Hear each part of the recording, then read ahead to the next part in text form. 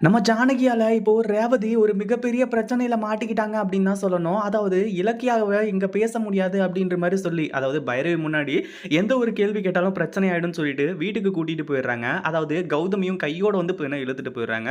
இப்போ ரேவதி தன்னந்தனியா இந்த கோவில்ல இருக்கிறது மட்டும் இல்லாம, இந்த பைரவிக்கு தான் ஏற்கனவே தெரியுமே, இந்த எஸ்எஸ்கே வந்து பார்த்தீங்கன்னா ரேவதிய தேடிட்டு இருக்கான் அப்படின்னு சொல்லிட்டு. அதனால உடனடியா வந்து பார்த்தீங்கன்னா எஸ்எஸ்கேவுக்கு ஃபோன் பண்ணி விஷயத்த சொல்ல ஆரம்பிச்சாரா.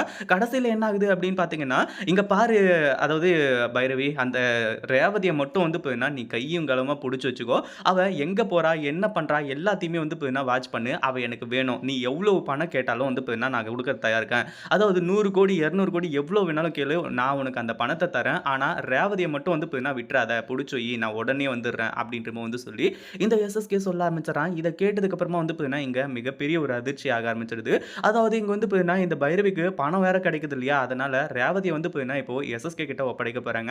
அதாவது இங்கருந்து வந்து பார்த்தீங்கன்னா, நம்ம ரேவதிய கொண்டு போயி அவங்க இருக்கக்கூடிய இடத்துல விட்டுட்டு போயிருந்தா பிரச்சனை கிடையாது. இங்கேயே விட்டுட்டு போனது தான் இப்போ இவ்ளோ பெரிய பிரச்சனையா மாறப்போகுது. இத பத்தி நீங்க என்ன நினைக்கிறீங்க? இந்த வீடியோ புடிச்சிருந்தா லைக் பண்ணுங்க, ஷேர் பண்ணுங்க. இப்ப தான் நம்ம சேனலுக்கு ஃபர்ஸ்ட் டைம் வரீங்க அப்டின்னா, கீழ இருக்க சப்ஸ்கிரைப் பட்டன பிரஸ் பண்ணிக்கோங்க.